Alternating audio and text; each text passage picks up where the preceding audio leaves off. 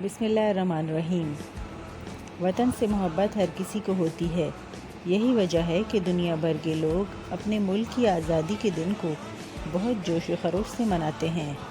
ہمارے ملک میں بھی یہ دن خاص جوش اور جذبے سے منایا جاتا ہے، مگر جو جوش و خروش اس دن کو منانے کے حوالے سے 90 کی دہائی کے بچوں میں نظر آتا تھا، وہ اس دور کے بچوں میں نظر نہیں آتا۔ گمنام ٹی وی کے ویورز کو السلام علیکم۔ دوستوں، موجودہ دور کے بچے ڈیجیٹل دور اور سوشل میڈیا کے دور کے بچے ہیں۔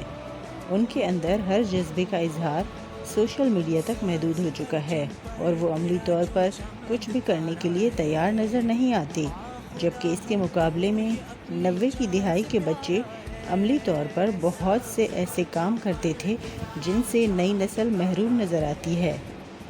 پہلا کام جھنڈیوں کی تیاری۔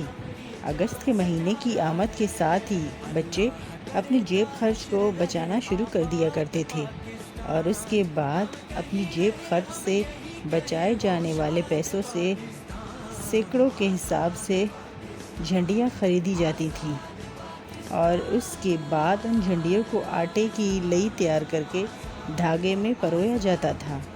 اس کے بعد ان کو سکھایا جاتا تھا۔ سوکھنے کے بعد ان جھنڈیوں کو احتیاط سے ایک خاص انداز میں لپیٹ کر رکھ دیا جاتا تھا تاکہ 13 اگست کو ان جھنڈیوں کو اپنے گھر، اسکول اور گلی کو سجانے کے لیے استعمال کیا جا سکے۔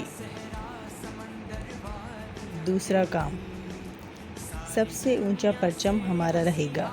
1 اگست سے گھر کی چھت پر پاکستانی سبز ہلالی پرچم لہرانا اور اس پرچم کو فخر سے لہراتے ہوئے دکھانا 90 کی دہائی کے بچوں کا سب سے بڑا شوق ہوتا تھا۔ اپنے پرچم کو ارد گرد کے گھروں میں سب سے اونچا رکھنے کے لیے بانسوں کی تلاش اور اس کے بعد ان بانسوں کو اس طرح باندھا کہ وہ ہوا کے باوجود قائم رہیں۔ اس جتن کے بارے میں اس وقت کے بچوں کے علاوہ کوئی نہیں جان سکتا۔ اس کوشش میں گھر کے بڑے بھی پورا ساتھ دیتے تھے۔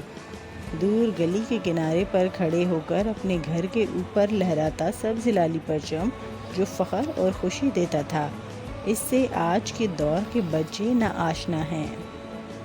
تیسرا کام، سفید شلوار قمیض سلوانا۔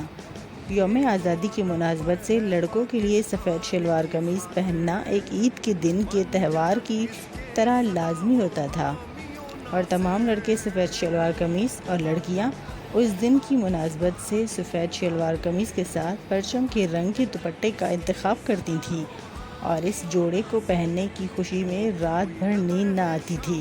سفید رنگ کے اس جوڑے کو کلف لگا کر ہینگ کیا جاتا تھا اور صبح اٹھتے ساتھ ہی اس جوڑے کو پہنا جاتا تھا اور اس طرح تیار ہوا جاتا تھا جیسے عید کے دن کی تیاری ہوتی ہو۔ چوتھا کام، رنگ برنگے بیجز اور چوڑیوں کی خریداری۔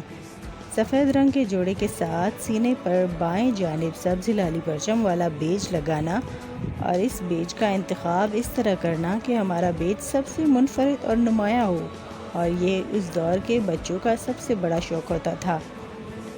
پانچواں کام، ٹیبلوں اور ملی نغموں کے مقابلے میں شرکت کرنا۔ جبکہ ماضی میں اس دن خاص طور پر اسکول میں پرچم کشائی کی تقریب ہوتی تھی اور بچوں کے درمیان ملی نغموں، تقریروں اور ٹیبلوز کے مقابلے کروائے جاتے تھے۔ غرض اس دن ہر بچے کی زبان پر ایک ہی نعرہ ہوتا تھا کہ پاکستان زندہ باد۔ دوستو، اگر آپ کو ویڈیو پسند آئی ہے تو ویڈیو کو لائک کریں، شیئر کریں اور ہمارے چینل کو سبسکرائب کریں۔ اللہ حافظ۔